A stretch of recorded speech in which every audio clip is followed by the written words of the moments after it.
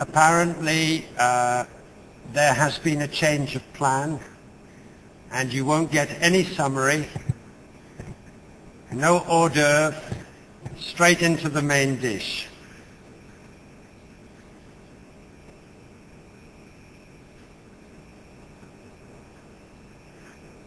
I am very impressed by the work that is happening in this country in learning communities.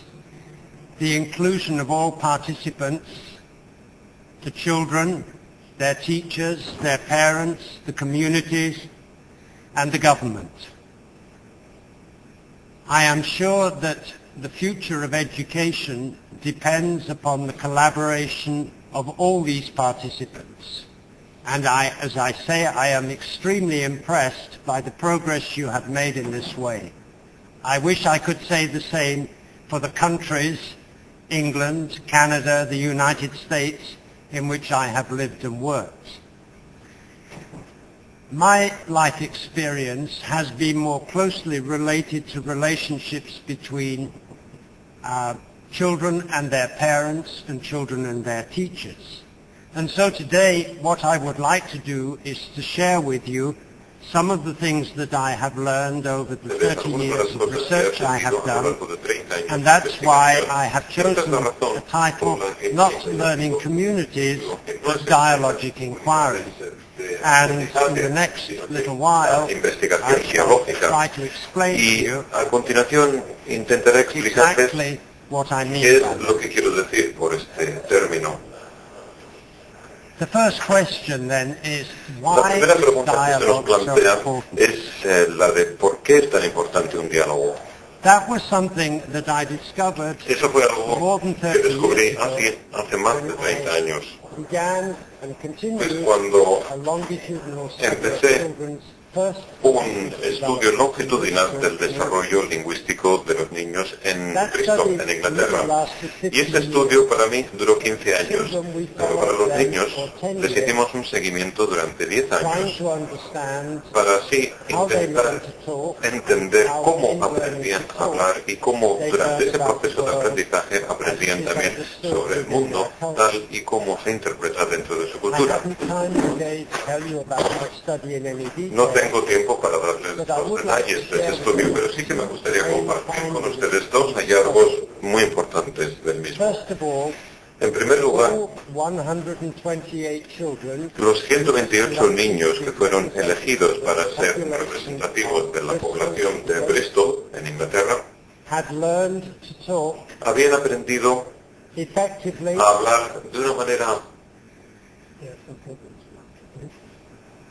So I think it's better to wait just a minute, because otherwise it works.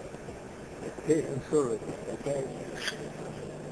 I thought you were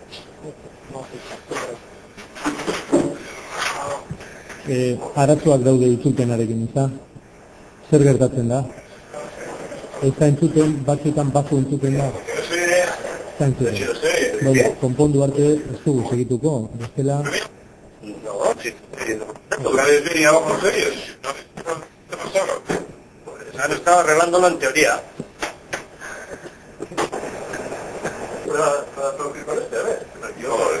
A ver, pues que alguien se ponga bajo la sala, si no vamos a arrancar la vida aquí, vamos. I've had worse experiences, I can tell you. Yeah. And one of the good things about it is that when something like this happens, you get a closer bond with the audience. Yes, that's all. Okay. They sympathize. And just to turn difficulties into opportunities. That's right. I saw the sign outside which said that we can do that. Yes, we can. Okay. Gives way to some informational or informal attitude.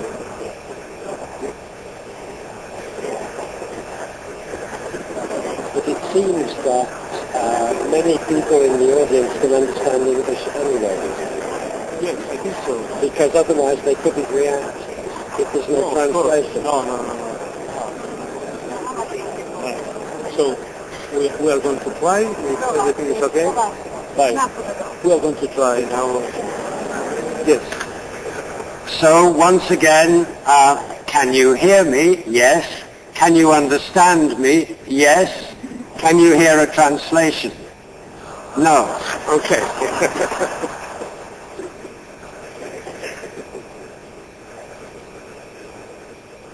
Have you been before?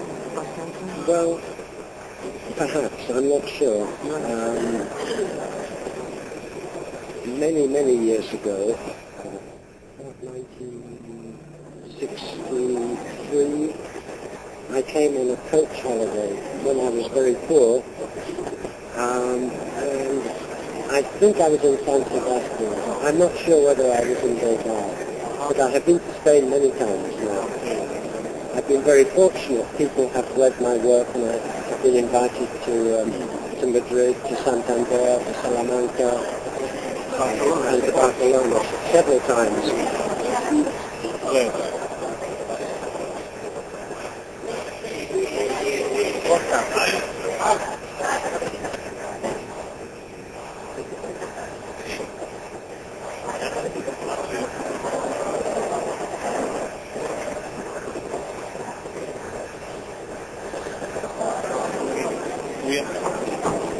Yes, we are on the net in this moment, and both sound and images are perfect. Okay. To the internet. To the internet. Yes, to the internet. I understand we've gone worldwide on the internet. Yes, that's right. Okay. Well now, to pick up where I left off, for those of you that understand English, and to begin at the beginning for those of you that require a translation, I was saying that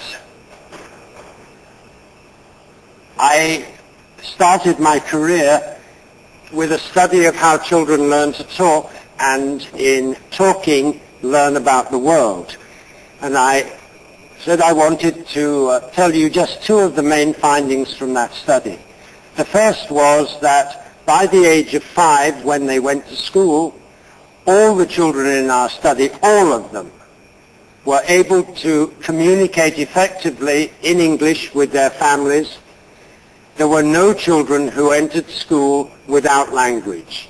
Now that was a very important finding at the time in 1970, 72, because many teachers that I met and talked with believed that children from lower class pensaban que los niños de niveles sociales más bajos a veces tenían un poco dominio del idioma o casi nada, pero eso no era cierto cuando llegaban al colegio. El problema estaba en que los profesores esperaban que los niños no supiesen hablar y que se comportarían de tal manera que sus expectativas se verían cumplidas por completo. Si tuviera tiempo, les podría haber puesto grabaciones de niños en sus casas y después unos días más tarde en sus aulas, y si hubieran visto cuánto más eficaces eran sus padres a la hora de comunicar con ellos que sus propios profesores. Ese fue uno de los hallazgos de este estudio.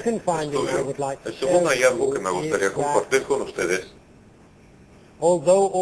es que, aunque todos los niños habían aprendido a hablar para cuando fueron al colegio, evidentemente había grandes diferencias entre ellos, puesto que algunos de ellos estaban mucho más avanzados que otros. Entonces, una de las cuestiones más importantes fue la de por qué es que algunos de los niños de las clases medias y las clases un poco más bajas, por qué aprendían mucho más rápidamente que los demás.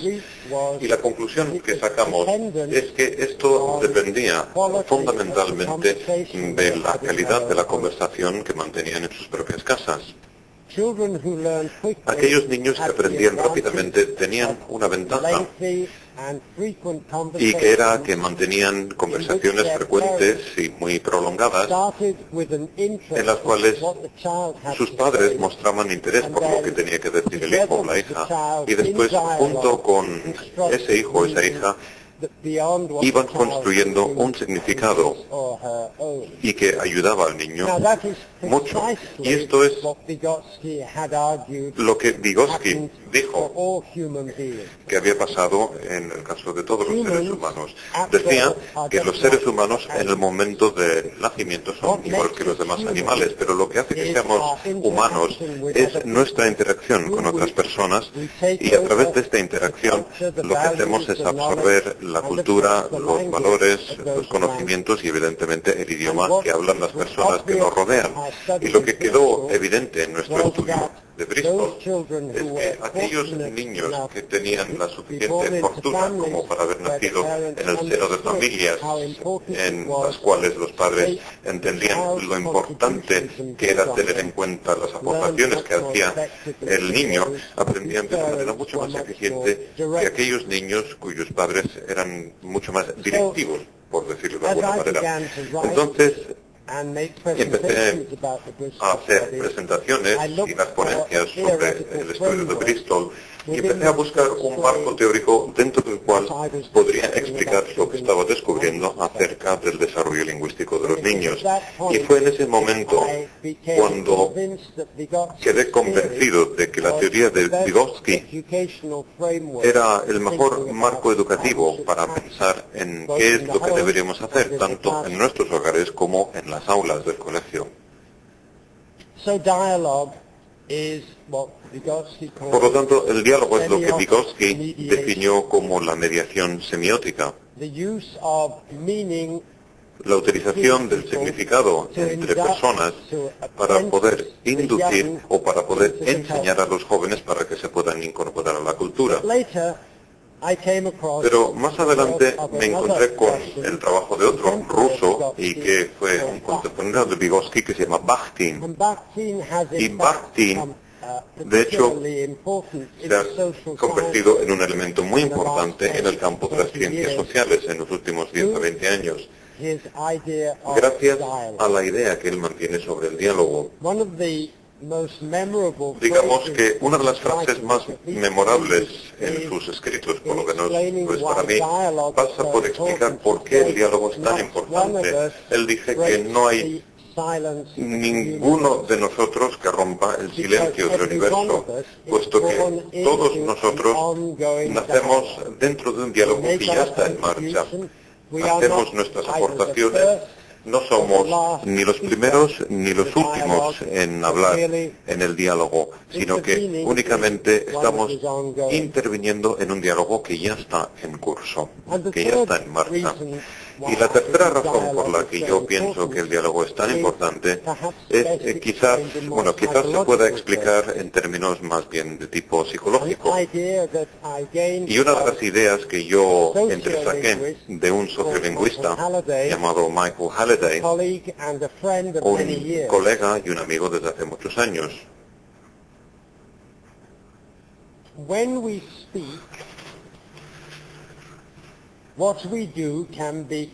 Cuando hablamos, lo que hacemos se puede conceptualizar desde dos puntos de vista. Tenemos la acción de hablar, o bien, por otra parte, tenemos el producto final de esa acción. O quizás pudiéramos decir que se trata del hablar y de lo que se ha dicho o de lo que se está diciendo.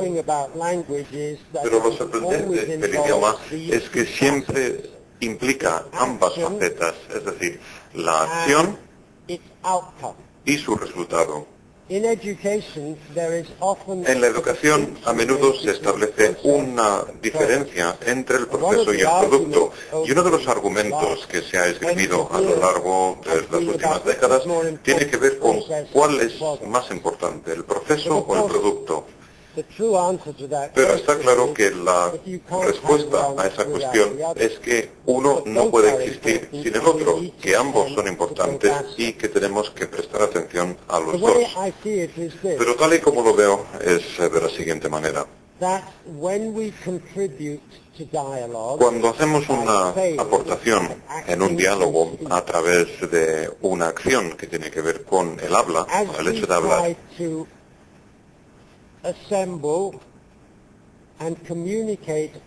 Cuando intentamos comunicar nuestro entendimiento para el beneficio de otras personas, nos vemos obligados a aclarar qué es lo que queremos decir para nosotros mismos. Entonces, en un sentido muy importante, digamos que lo que hacemos es desarrollar nuestra comprensión a través del esfuerzo de comunicar con otras personas. Pero a medida que hacemos eso, lo que hacemos es producir el componente de lo que se ha dicho. Es decir, qué es lo que reciben otras personas. Entonces, ahora que estoy dirigiéndome a ustedes,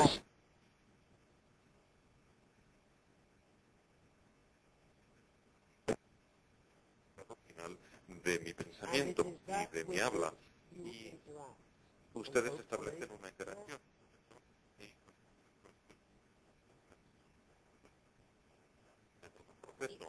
Pero a la vez yo oigo mi propia voz, mi propia habla. Entonces yo puedo escuchar lo que estoy diciendo y de esta manera puedo interrogarme a mí mismo y puedo mejorar, incluso superando ciertos umbrales. En inglés hay un dicho que habla sobre una mujer de edad anónima, quien se supone que dijo: ¿cómo sé lo que pienso hasta que oigo lo que digo? Y yo creo que eso es absolutamente cierto en el caso de todos nosotros, es decir, que entendemos mejor lo que pensamos cuando oímos lo que decimos a otras personas.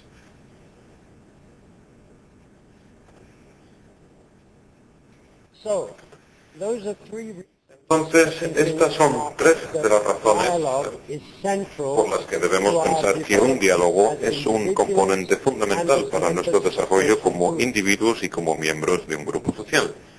A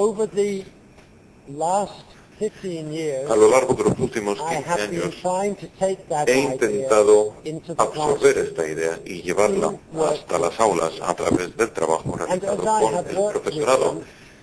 Y en mis trabajos con los estudiantes, tanto como colaborador en el aula o como investigador en mi propia universidad, pienso que lo que necesitamos es analizar la enseñanza y el aprendizaje dentro de un desarrollo continuo de la comprensión, o dentro de una espiral continua. Y en esta espiral tenemos cuatro componentes. Está la experiencia, la información, después la construcción de conocimiento y por último la comprensión. Cuando nos encontramos en una situación nueva que plantea una serie de retos, no llegamos sin nada en los bolsillos. Siempre tenemos algún tipo de experiencia relevante del pasado que nos ayuda a comprender la nueva situación. No del todo, no adecuadamente, pero por lo menos sí que nos da algún indicio, como para empezar. Pero en cada nueva situación, como somos seres sociales y como interactuamos con otras personas, podemos recibir información que podemos incorporar a nuestra propia experiencia personal. La información nos puede llegar en diversos formatos. Nos puede llegar también a través de una explicación explícita proveniente de los profesores, de los libros de texto, de las obras de referencia, de los medios de comunicación, pero también puede llegar hasta nosotros a modo de feedback o de retroalimentación para nuestras propias acciones. Sin embargo, me gustaría argumentar también que la información no es lo mismo que la comprensión. Y la prueba de esto lo tenemos en un hecho, y es que en muchos centros escolares los niños reciben mucha información. Se les mete la información como si fuesen vasijas que están totalmente vacías. Y cuando son alumnos con éxito, y cuando han aprendido a trabajar en el colegio, y cuando han aprendido a jugar adecuadamente en el colegio, pueden memorizar la información y pueden reproducirla cuando sea necesario extraerla a través de exámenes y de test y de otros mecanismos inquisitivos. Pero eso no significa que hayan comprendido. Muchos de los alumnos adultos a los que yo enseño me dicen que tuvieron mucho éxito académico cuando estuvieron en el colegio, recibieron buenas notas, llegaron a la universidad, tenían una buena puntuación media a lo largo de todos sus estudios, pero se dan cuenta de que se olvidan de casi todo lo que han aprendido cuando hacen el examen y no producen ninguna diferencia para su comprensión, y la razón es que ellos no han establecido un diálogo acerca de la información. Entonces, entre la información y la comprensión tenemos este componente esencial que corresponde a la construcción del conocimiento colaborativo, o digamos que resumidamente se podría definir como el diálogo. Sin embargo, y tal y como les explicaré posteriormente, el diálogo no es un diálogo porque sí, sin más, sin ningún otro tipo de razón, sino para poder actuar de manera efectiva y con responsabilidad en el mundo. Antes he dicho que en los últimos 15 años he estado trabajando muchísimo con enseñantes y me gustaría presentarles un par de ejemplos de las experiencias que yo he tenido y que han sido críticas para mi propio desarrollo, mi propio aprendizaje. En esta imagen que ven sobre la pantalla aparece mi enseñante más importante, aunque tengo que decirles que yo tenía 50 años cuando la conocí y yo creo que ella posiblemente fuese más joven que yo, pero bueno, digamos que fue mi profesora más importante, puesto que fue en su aula donde yo entendí cómo tenía que establecer este diálogo a través del cual todo el mundo aprende.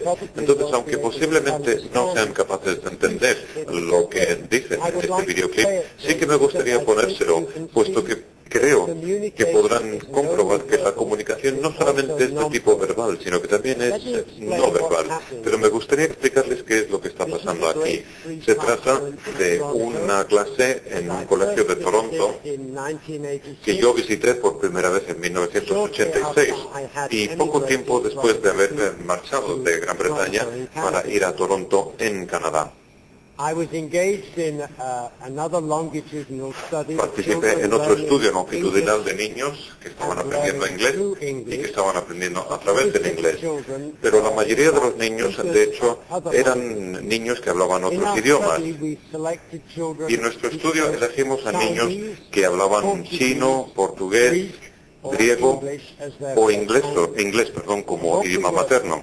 Y lo que estábamos intentando hacer fue hacer un seguimiento de estos niños para comprender cómo los diferentes tipos del idioma materno podrían influir sobre el éxito académico de los niños en un colegio donde el idioma de enseñanza era el inglés. Pero merece la pena señalar también que estos idiomas fueron elegidos con mucho cuidado, puesto que difieren de una manera muy significativa respecto al inglés en bastantes sentidos. Pero lo que es más importante es que difiere mucho desde la óptica del idioma escrito. Entonces, si piensan en el portugués y el inglés, comparten el mismo tipo de alfabeto y también la misma base latina, entre otra serie de cosas. El griego y Grecia han hecho una aportación increíble para la civilización europea o para la civilización mundial, pero digamos que utilizan un alfabeto distinto. Entonces los niños que aprenden a leer y a escribir en inglés tienen que aprender un alfabeto distinto. Pero ahora piensen en los chinos. No solamente tienen un idioma que se basa en diferentes tonalidades o tonos que no tenemos en idiomas europeos, sino que también tienen un sistema de escritura que no tiene alfabeto, sino que lo que tiene son una serie de caracteres. Y el idioma chino no representan los sonidos del habla, sino los significados Así que lo que queríamos ver era si estas diferencias entre los idiomas maternos producían una diferencia importante en el nivel académico de los niños o en el éxito en el colegio. Esta es otra charla, pero no tengo tiempo para ello. Bien, aquí tenemos un aula en el centro de Toronto y está justo al lado del barrio de Chinatown. El alumnado procede de muchas comunidades diferentes. Son o bien niños que hablan chino o portugués como idioma materno y solamente hay unos pocos niños cuyo idioma materno es el inglés. Aquí pueden ver a un canadiense de Portugal que se llama Marilda, pero es diferente respecto a los demás niños, puesto que lo que está haciendo es repitiendo el curso, puesto que se estimó que no había tenido resultados adecuados, esto es lo que opinaba su profesora anterior, y se tuvo que repetir el curso. Y esta profesora nueva se preocupó mucho, puesto que le parecía que esta niña no tenía éxito, puesto que su profesora había trasladado una imagen que decía que no era competente. Entonces el objetivo de la profesora respecto a esta niña consistía en mejorar su autoestima. Este fue un momento crítico para el apoyo que tenía que dar la profesora al desarrollo de Marilda. La clase estaba trabajando sobre un estudio, sobre un proyecto. Bueno, debería volver para explicar cómo empezó todo, claro, primero. En otoño de 1986, todos los enseñantes de este colegio decidieron dedicar un par de semanas en febrero, cuando hace muchísimo frío en Toronto, dedicaron 2 semanas al tema del invierno. Todos los niños y todas las niñas y todos los profesores iban a analizar ese tema durante 2 semanas seguidas, en pleno invierno. Lo que hicieron fue planificar con gran detalle cómo utilizarían las 2 semanas, pero la profesora de esta clase quería que fuese una exploración con los niños y no algo que se hacía en nombre de ellos. Entonces decidió abrir el ciclo de 2 semanas leyéndoles una poesía, no una poesía sobre árboles recubiertos de nieve, ni sobre los juegos a los que juegan los niños en el invierno, sino que era una poesía mucho más dramática y que se titulaba La incineración de Sam McGee. Es una balada muy conocida en Canadá y también lo es en Inglaterra, y habla o cuenta la historia de la fiebre del oro en Canadá, que tuvo lugar más o menos a finales del siglo XIX. Pero es una coincidencia que también desempeñara un papel en mi propia historia personal, quiero decir, la fiebre del oro, puesto que mis abuelos maternos nacieron en Inglaterra, pero se marcharon a Canadá para meterse de lleno en la fiebre del oro. Y mi madre nació en Canadá tras haber encontrado a su padre oro, y parece ser que se lo robaron, puesto que les atacó un oso gris. Eso es por lo menos lo que me contó mi madre, aunque ella no lo puede recordar bien porque era una niña. Pero bueno, mis abuelos maternos vivieron en Canadá durante algunos años, aunque yo no lo conocí hasta después de decidir ir yo allí, personalmente. Bien, la fiebre del oro en Canadá. Este es el tema central de esta poesía. Y tiene que ver con las experiencias que vivió un minero llamado Sam McGee, que venía de Tennessee y que es uno de los estados situados al sur de Estados Unidos. Y él decidió ir por allí para ganar una fortuna en Canadá, en Yukon. Yukon está al norte, entonces si en Toronto hace frío, Yukon es súper frío. Sam McGee descubrió al poco tiempo de llegar frío de 1000 demonios. Y de hecho hacía tanto frío que él pensaba que ni siquiera podría sobrevivir y que se moriría como consecuencia de una hipotermia. Entonces estaba con un amigo que es el narrador de la poesía, le dijo que si fuese a morir, o más bien cuando se muriese, él quería ser incinerado para que por lo menos se sintiera calor a la hora de morir, o cuando murió. Bueno, sí que murió y su amigo llevó el cadáver, transportó el cadáver hasta que encontró un lugar donde podía encender un fuego, y de hecho encontró un barco abandonado, levantó la cubierta, metió la madera dentro de la caldera del barco, metió el cadáver y ahí es donde se incineró el cuerpo.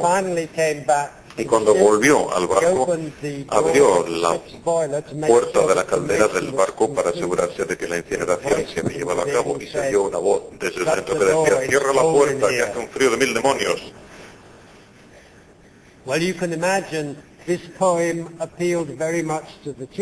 Como se imaginarán, esta poesía les hizo muchas gracias a los niños y dedicaron los 2 siguientes días a hacer varias representaciones artísticas de lo que les gustaba sobre la poesía.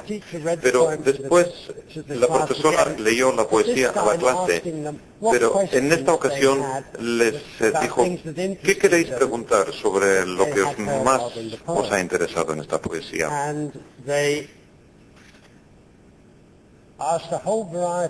Y lo que hicieron fue toda una gama de preguntas que la profesora fue escribiendo sobre la pizarra, y cuando todos tuvieron la posibilidad de hacer 2 preguntas, la profesora les dijo: bien, ahora quiero que trabajéis en grupos y quiero que elijáis una pregunta que os gustaría investigar más a fondo para planificar cómo vais a trabajar. Bien, no tengo tiempo para decirles lo que pasó, pero afortunadamente pude estar en esta clase durante 2 semanas grabando en vídeo lo que sucedió. Esta niña más bien, Marilla, se interesó mucho por el tiempo y por qué hacía tanto frío en Yukon. Y una de las cosas que quería entender, o una de las respuestas que quería, tenía que ver con de dónde proviene el viento, puesto que, como saben, cuando hace frío, incluso se siente más frío cuando está soplando un viento fuerte. Entonces, en un libro encontró una serie de instrucciones sobre el hacer una veleta. Es decir, es un instrumento que te indica de qué dirección viene el viento. Y en las instrucciones les decía que cogiese un lapicero con una goma arriba y coger una pajita, y con una aguja tenía que hacer un agujero en el centro de la pajita para introducir una bolita de madera y después introducir la aguja en la parte superior del lapicero para que la pajita se pudiese mover libremente alrededor del eje. Y después puso un clip, y en el otro extremo de la pajita puso una cartulina rectangular, con lo cual el resultado final se asemeja mucho a una veleta que se suele ver en la torre de una iglesia, por ejemplo. Entonces Marilla fabricó lo que ella definió como su encontrador de vientos. Lo llevó al patio del colegio y sí, efectivamente, señalaba de dónde venía el viento y se lo enseñó a todos los amigos, a todos sus compañeros, y se sentía muy orgullosa. Y cuando volvieron a la clase, esperó hasta que estaba libre la profesora y se le enseñó. Pero lo que van a ver a continuación es la conversación, el diálogo que mantuvieron la profesora y la niña. Y como posiblemente no entiendan las palabras, presten atención por favor a las acciones.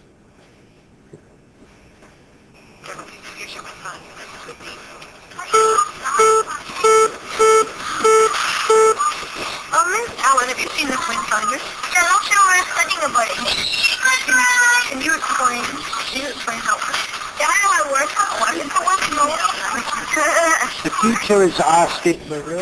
La profesora le pide a Marilla que le explique a sus compañeros cómo funciona este aparato que acaba de fabricar. trying to find the wind. When the wind blows, this points to which direction it's coming from. Yeah, like, okay. So first of all, he demonstrates. Entonces, en primer lugar, lo que hace es enseñarles cómo funciona. Wait, that's so hard. Okay, now blow again. It stays in the same spot. Because the wind's going that direction, and no, it's going to be different ways. Because it doesn't they both do.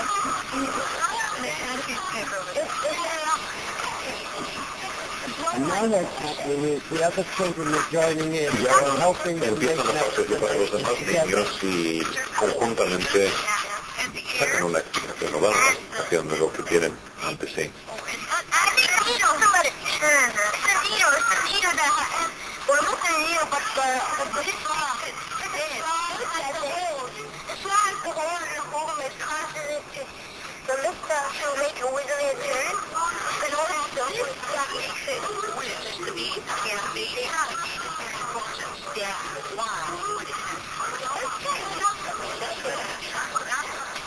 And now this child here is suggesting that do an experiment, take the key away to see whether para que vean la bolita que había metido para ver si funciona la veleta igual de bien, ¿o no?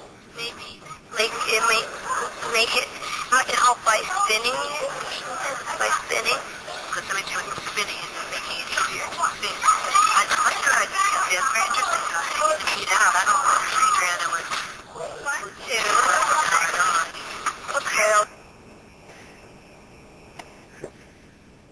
So what's happened in those few Entonces minutes lo que ha sucedido en esos pocos minutos es que Marilla, que ha fabricado esta pieza, se le ha dado la oportunidad de que se lo explique a sus compañeros. Marilda,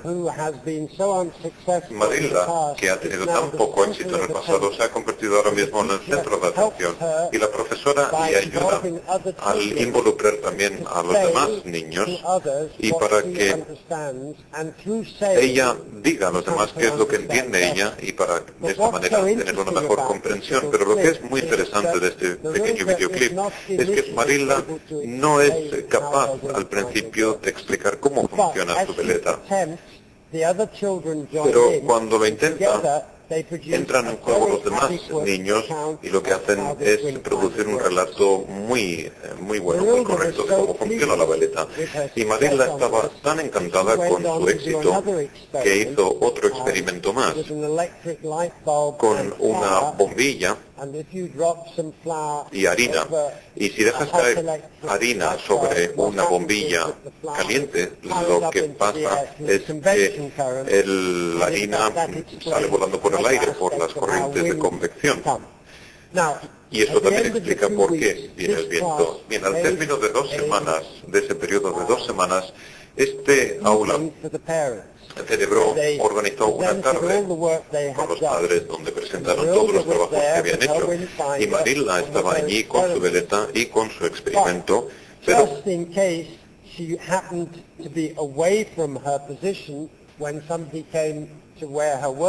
por si acaso estaba alejada de donde se suponía que tenía que estar, hizo una grabación en vídeo para que ningún padre perdiese la oportunidad de oír hablar sobre su trabajo. Entonces Marilla realmente cambió por completo en ese aula. Y yo creo que fue debido a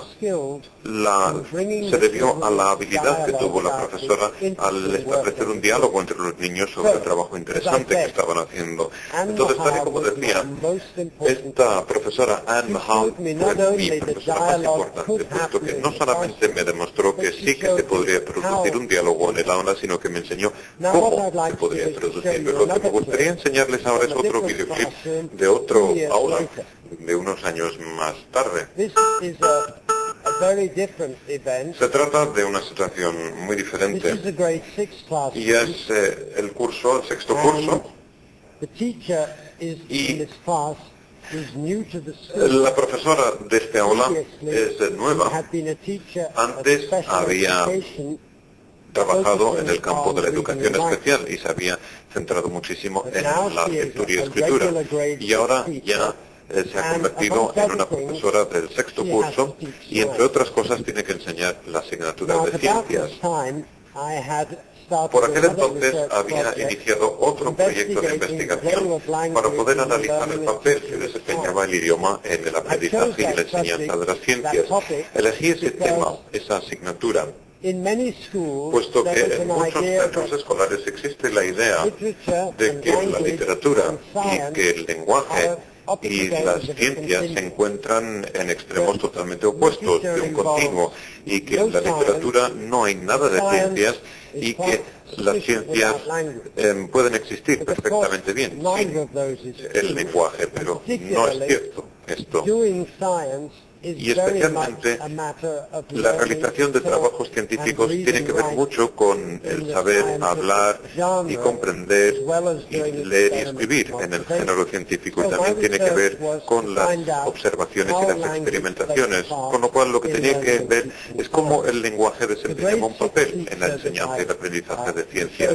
Y esta profesora que va a aparecer aquí, de 6º curso, nunca había enseñado la asignatura de ciencias antes. Entonces se incorporó al proyecto de investigación siempre y cuando yo enseñaba ciencias con ellas, pero yo nunca lo había hecho antes. Entonces éramos dos personas que nunca habíamos enseñado esta asignatura y que estábamos aprendiendo juntos a hacerlo. Fue un año muy interesante, no les puedo dar los detalles evidentemente, pero sí que me gustaría compartir un episodio, puesto que pienso que es sumamente relevante. Al término de ese curso, la profesora decidió incluir una asignatura de biología. De hecho, era el estudio de la metamorfosis de la transformación en mariposa. Y empezamos a trabajar con una serie de insectos y también una serie de alimentos que tomarían. Entonces se les dio a cada uno de ellos, los insectos se metían dentro de un tarro de cristal, y después, a lo largo de los siguientes días, iban observando cómo se iba desarrollando, cómo se iba convirtiendo en una mariposa. Y comieron muchísimo, nunca dejaban de comer, y poco a poco fueron haciéndose cada vez más grandes, y los niños los miraban a través de lupas y medían su crecimiento, etcétera. Y yo aprendí muchas cosas en esta observación. ¿Sabían que tienen dos tipos de patas? Tienen una pata que les permite desplazarse, otro tipo de pata sobre la cabeza que pueden subir y bajar para encontrar alimentos. Y era fascinante observarles a través de una lupa y ver cómo se movían y cómo recogían sus alimentos. Al cabo de algunos días se hicieron tan grandes que llegaron a la siguiente fase y se convirtieron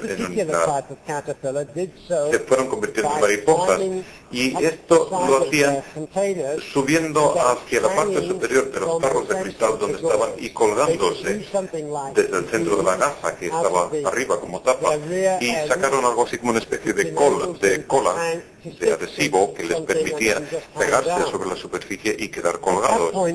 En aquel momento la profesora reunió a todos los alumnos y les dijo, bueno, ¿cuáles son vuestras preguntas?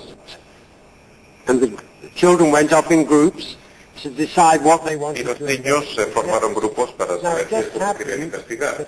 Pero lo que pasó es que yo estuve con este niño y con otros dos más, y sus preguntas eran inicialmente, o tenían que ver inicialmente, con cómo se alimenta poco a poco, si está colgado del recipiente y si está colgado de arriba. Y uno de los niños dijo, bueno, quizás cuando esté oscuro lo que hacen es salen y bajan a buscar la comida, los alimentos.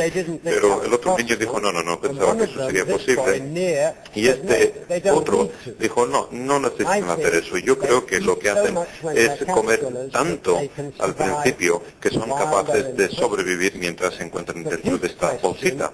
Pero su pregunta era, ¿qué es lo que pasa dentro de esa de esa bolsa. Cuando pensamos en ello, desde luego, es algo extraordinario, puesto que lo que hacen es, como he dicho antes, suben hasta la parte superior, quedan colgados y al cabo de un tiempo se forma una superficie dura a su alrededor. Y al cabo de algunos días se rompe esa bolsa y sale de allí una mariposa que es totalmente diferente de lo que había entrado al principio. Entonces, Neil quería saber qué es lo que pasaba día tras día que tú no puedes ver desde fuera, qué es lo que pasa dentro de esa bolsa. Y su propuesta era que cada 2 días lo que tenía que hacer es coger un cúter y abrir una de las bolsas para ver qué tipo de cambios se habían producido en el interior. Y él lo propuso como una pregunta para la profesora. Y ella le dijo, bueno, vamos a ver, solamente tienes una bolsa y tu plan significa que tendrías que sacrificar muchas de las bolsas que pertenecen a los demás niños. Entonces tienes que preguntarles a los demás. Entonces convocaron una reunión para plantear la propuesta e inmediatamente lo rechazaron los demás niños, puesto que en primer lugar no querían tener que sacrificar las suyas. Pero la conversación se tornó bastante más seria. Es decir, se centró en la ética de su propuesta, si era justo el hecho de satisfacer su curiosidad, sería justo matar a estas criaturas vivas. Algunos de ellos decían que sí. ¿Cómo podría progresar la ciencia si no se hacían experimentos? Mientras que otros decían, no, puesto que esto es algo que podemos ver en los libros y no necesitamos hacer los experimentos. Entonces hicieron un proceso de votación y la mayoría le dijo que no puedes hacer ninguna disección de nuestras crisálidas. Pero bueno, no se rindió Neil. Y él se percató de que una de ellas se había caído de donde estaba colgada y estaba inerte en el fondo del tarro de cristal. Entonces pensó, tiene que estar muerta. Entonces, en este caso, sería aceptable hacer una autopsia. Y la profesora dijo, bueno, pues debes esperar. Y si sigue estando muerta mañana, entonces quizás puedas hacer la autopsia que dices. Bien, pues a la mañana siguiente seguía en el mismo sitio totalmente inerte en la parte inferior de ese tarro. Entonces llegaron a un consenso y se estimaba que estaba muerto. Entonces Neil se dispuso a hacer la autopsia. Entonces van a ver una cinta de vídeo de una autopsia de una crisálida que se suponía que estaba muerta.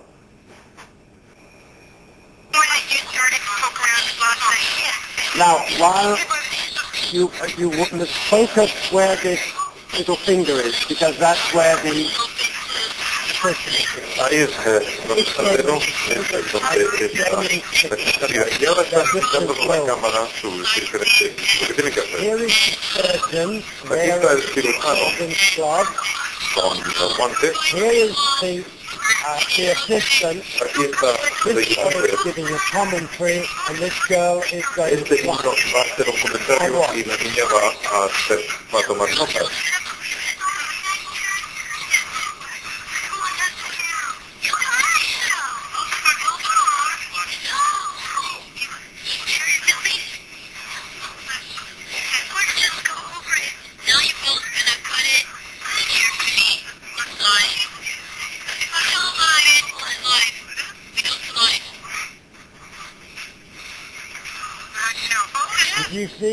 ¿Lo han visto? Oh my God, it's alive. Y dicen, Dios mío, si está viva. Well, you can imagine there was a bueno, se pueden imaginar que hubo una terrible conmoción en la clase, puesto que todo el mundo estaba de acuerdo con que no debías matar una crisálida con vida. Pero la crisálida muerta no está muerta, sino que está viva y coleando. Entonces se convoca otra reunión. ¿Qué es lo que deberían hacer? put it out of its misery, Algunos dicen, pues sacrifícalo bring an end. y que se acabe su miseria, su sufrimiento, mientras que otros niños dicen que no, puesto que si dejamos que viva, quizás sobreviva. Bueno, pues siguieron hablando durante 20 o 30 minutos, ya que todos los niños querían intervenir, puesto que tenían unas opiniones bastante bien definidas. Y por último se hizo otro proceso de votación que decidió no seguir con la autopsia, sino que había que esperar para ver si sería capaz de sobrevivir la bestialidad. Sí que sobrevivió. Y unos días más tarde salió una mariposa, pero desafortunadamente una de las alas estaba rota y no pudo volar.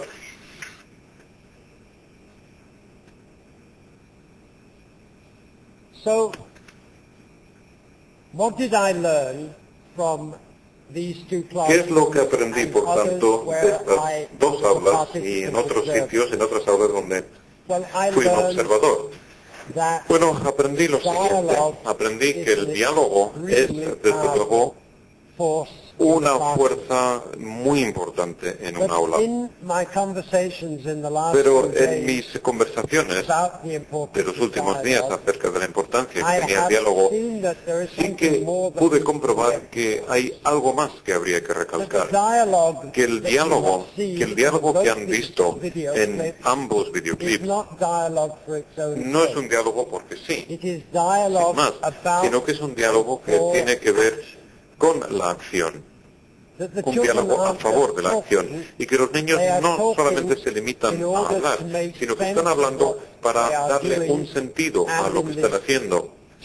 Y en los dos videoclips que acabo de ver están hablando sobre qué es lo que han hecho, qué es lo que deberían hacer a continuación y por qué. Con lo cual, el motivo para el diálogo pasa por decidir cómo se ha de intervenir, tanto ahora como en el futuro. Entonces, en mi forma de pensar y dentro de la colaboración que he llevado a cabo con los enseñantes, me ha preocupado el cómo crear una situación en la que este tipo de diálogo se puede producir. Y me parece a mí que el foco de atención no solamente se tiene que centrar en el diálogo, sino que en lo que yo llamo indagación. Puesto que la indagación consiste en ir más allá de lo que conocemos en la actualidad. Tiene que ver con hacer preguntas que exigen para nosotros nuevos conocimientos y un nuevo tipo de comprensión. Al principio lo que hicimos fue investigar cómo llevar a cabo indagaciones en la ciencia.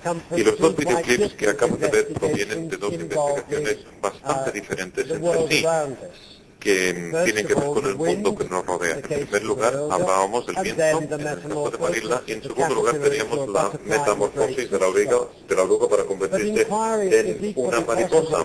Pero la indagación también se puede llevar a cabo en otras áreas. Algunos de mis enseñantes, colegas, han indagado acerca de las historias y de las poesías que les leen a los niños.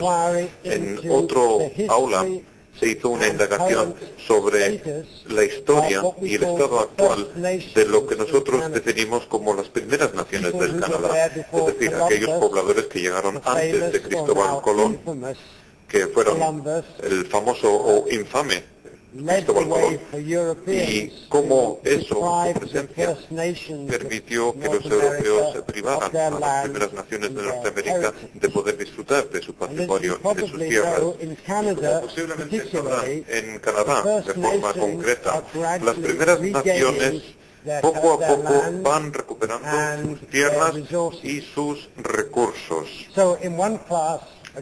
Entonces fue en el séptimo curso en el que la indagación tenía que ver con el proceso por el cual uno de los grupos de una de las primeras naciones en la Columbia Británica presentó su caso ante el Tribunal Supremo para poder recuperar sus tierras. Lo que estoy diciendo, en definitiva, es que la indagación no se limita a las ciencias, sino que es una manera de abordar cualquier área del currículo. Y en mi trabajo con mis colegas, nuestra indagación ha tenido que ver con cómo podemos crear las condiciones necesarias en un aula para que sus alumnos puedan llevar a cabo indagaciones sobre los temas que a su vez tienen que ver con el currículo. Lo que hemos descubierto es que esto es algo que se puede promover si, en lugar de transmitir conocimientos o información, el enseñante se para con frecuencia para decir, por ejemplo, me pregunto por qué pasa eso, me pregunto por qué hicieron tal o cual cosa, y me pregunto qué pasaría si hiciéramos tal o cual cosa. Y al decir me pregunto, el enseñante invita a los alumnos para que presenten sus posibles respuestas.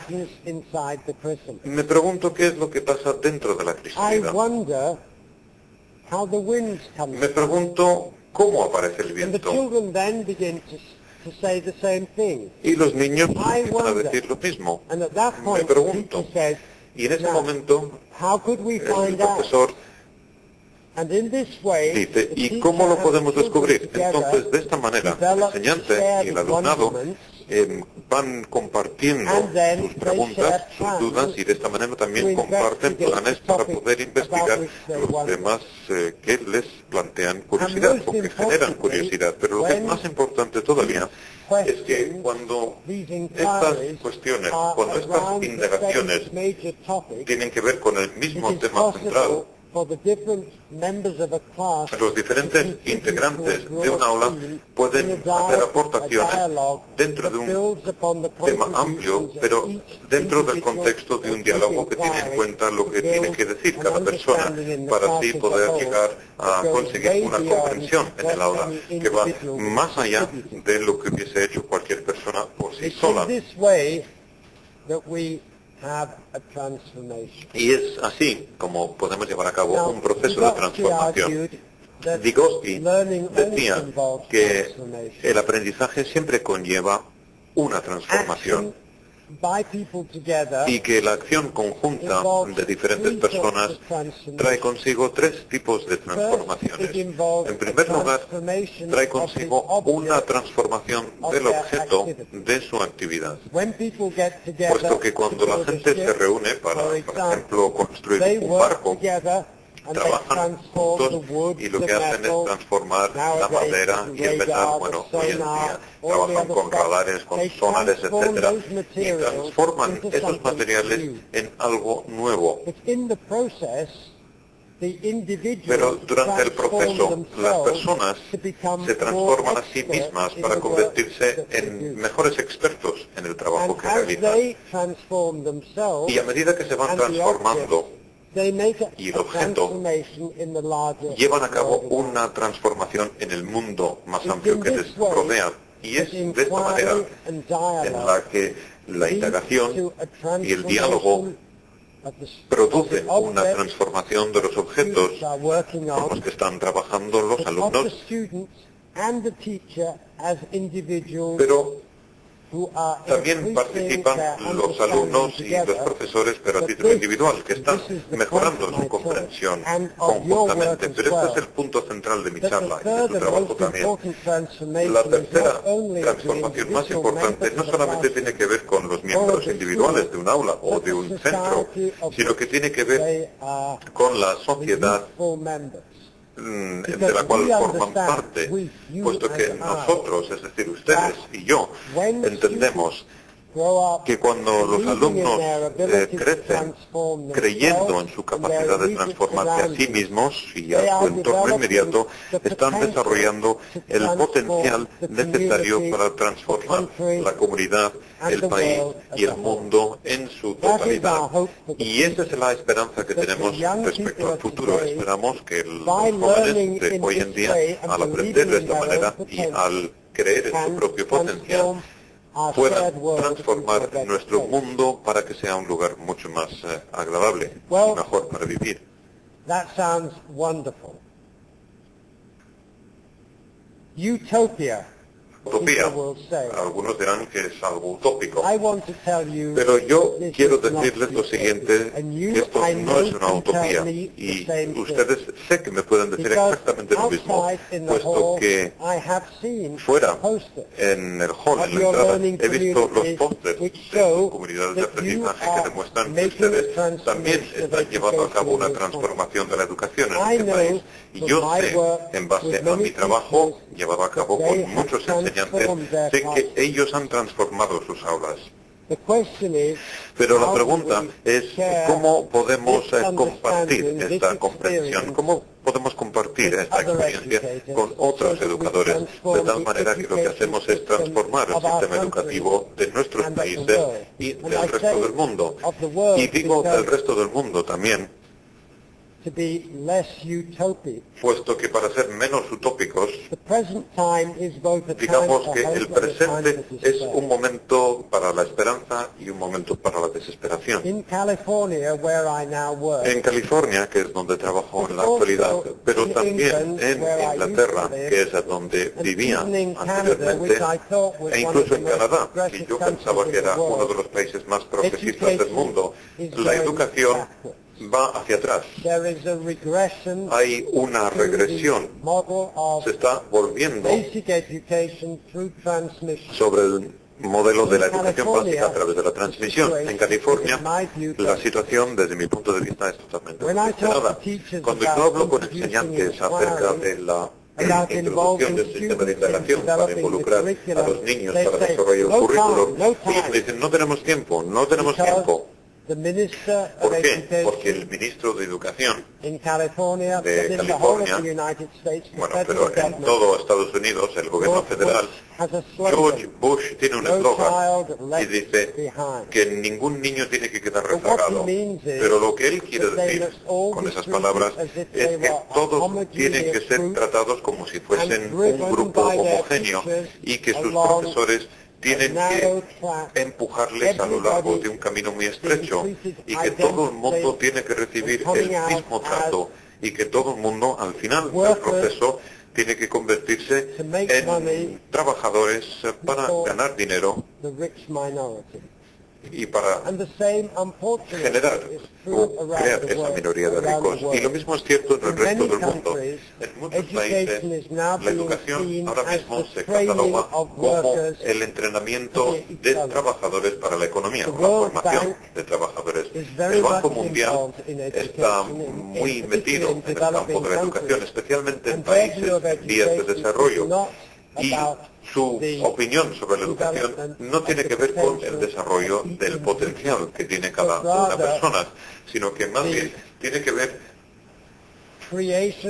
con la creación de un sistema de indoctrinación perfecto y de implantación de la cultura para personas que se vayan a convertir en trabajadores totalmente dispuestos a todo y perfectamente adaptables. Pero esa no es mi punto de vista sobre la educación. Yo no creo que la educación sea eso.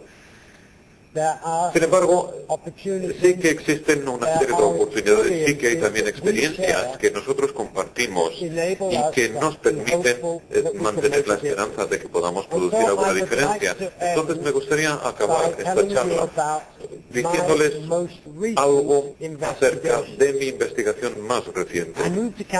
Yo me trasladé a California hace algo más de 2 años y me ha llevado bastante tiempo encontrar a profesores que compartan mis ideales y mis creencias, pero por mera casualidad me invitaron a ir a un aula justo antes de Navidades, fue hace 2 o 3 meses, puesto que uno de los alumnos a los que yo enseño estaba llevando a cabo prácticas en este aula.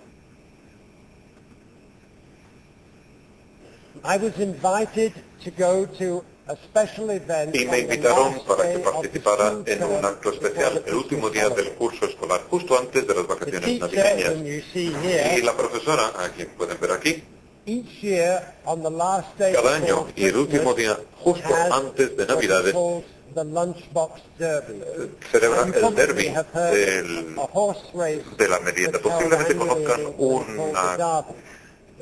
una carrera de caballos que se celebra cada año, el derby, y va la reina de Inglaterra con un enorme sombrero para ver la carrera, puesto que es una de las carreras más famosas del mundo. Y en esta clase también tienen una carrera, pero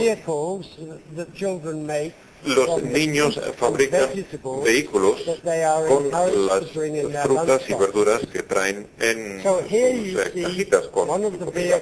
Y aquí pueden ver uno de los vehículos y cómo se lanza uno de los vehículos por la rampa, y lo que consiste en ver qué vehículo es capaz de recorrer la distancia mayor.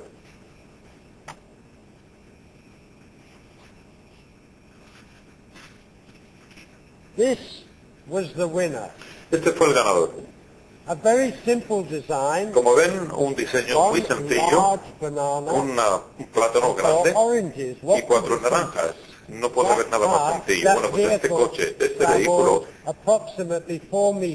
recorrió aproximadamente 4 metros.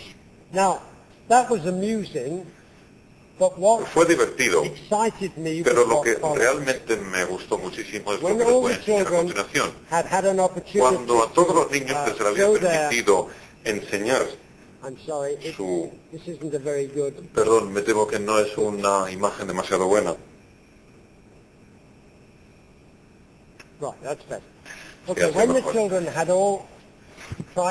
Cuando todos ellos habían echado a rodar sus coches, sus vehículos, y la profesora iba anotando la distancia recorrida por cada uno de ellos, reunió a los niños a su alrededor y les preguntó,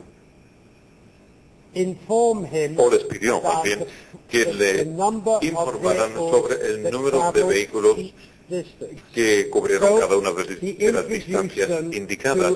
Entonces ya les introdujo, les presentó una tabla de distribución. Digamos que de alguna manera lo que estaba haciendo era trabajar en base al interés de los vehículos que habían fabricado y que estaban sacando una información estadística básica. Y yo pensaba que esa es la manera de enseñar, puesto que en primer lugar hay que descubrir lo que realmente les interesa a los niños y también saber cuánta distancia pueden recorrer sus vehículos y ayudarles utilizando uno de los recursos más potentes de nuestra cultura, es decir, las matemáticas y la estadística. Bueno, fue el último día del curso antes de las vacaciones de Navidad y pensaba que posiblemente sería todo lo que haría el profesor, pero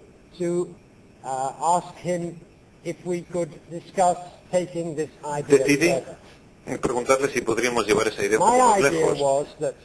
Y la idea que yo tenía en mente es que los intereses que sentían los niños respecto a las distancias recorridas podría representar el punto de inicio para un proyecto nuevo y que podríamos hacer una investigación de las propiedades físicas de los vehículos y que podrían indicarnos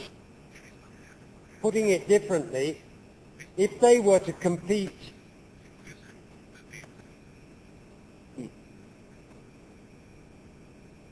they were to compete to make vehicles out of a more durable substance, they could try to improve them in different ways and thereby, in the process, come to understand what attributes of the vehicle were most important. Now, if you think about, I should say, he agreed.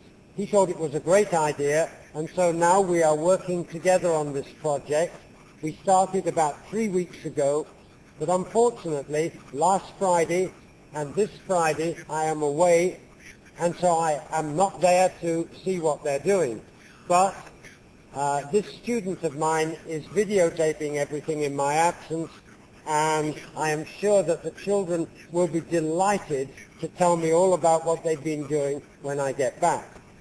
In the video clip that you're about to see is what happened on the last day I was with them, when they had already made some progress in designing the first version of their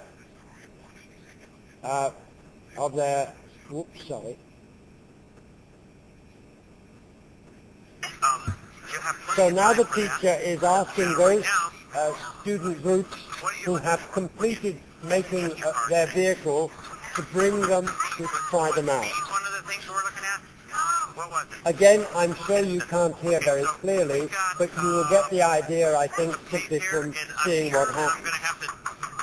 So at this moment, the teacher is saying, now what is the purpose of your investigation? What are we looking for in the trial? And they say, well, how fast it will go. And others say, no, how far it will go. And the teacher says, well, is it important whether they go straight or not? Whether they go like that or whether they turn off to one side or the other. And they agree that it's important to go straight. That one, so takes off to one side. So now, immediately the children gather around to discuss what changes they must make in order to make their vehicle go straight.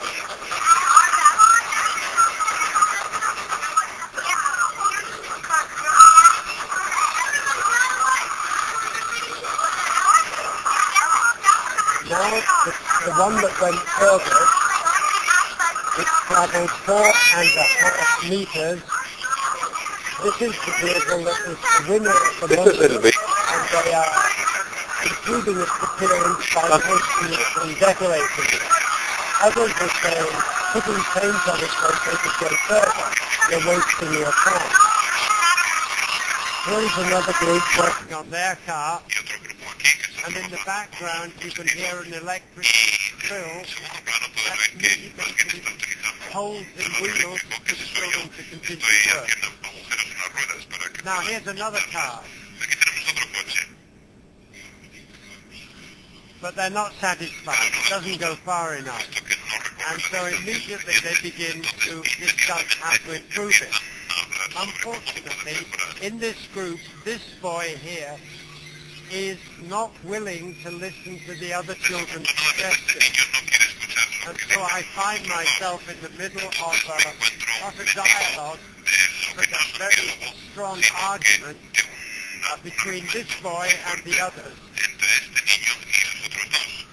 And so I have to try and persuade them to listen to each other and to compromise.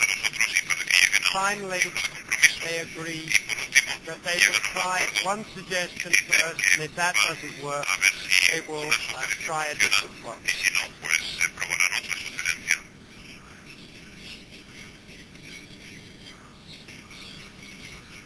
The girl is yawning because she is so tired of listening to this boy, she won't compromise.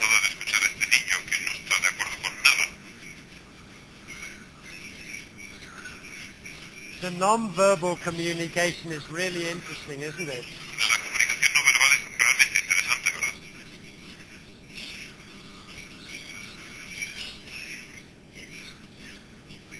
Finally, they agree on compromise. Well, after about half an hour of trying out different models and trying to improve them, the teacher gathered all the students together and asked them to comment on what they had done and what they had learned in the process. And while the students were talking about their own vehicles, I began to make a written record of their ideas so that next time the class got together, they would be able to see what they had already found out.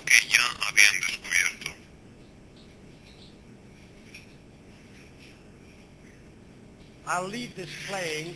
I won't, it's not necessary for me to say any more about it, except just one thing.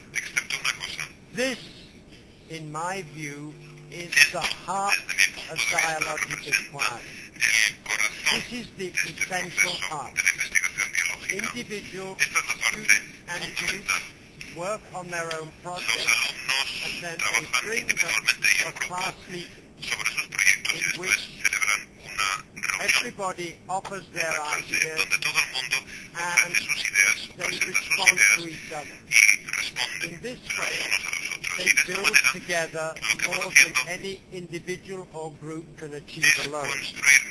Or if we got to put it, by working together in the zone of proximal development, everybody goes beyond themselves.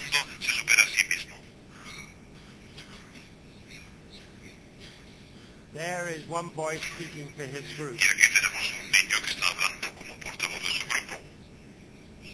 I think that's obvious. So,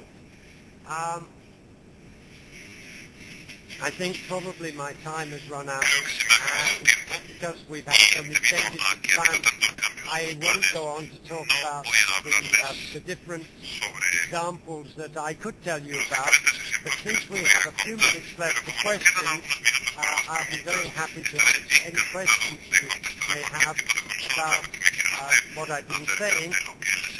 Let me just summarize very quickly. Children learn in their very early years by being included in dialogue with their families. As educators, we need to learn from the families about how to create good dialogic conditions.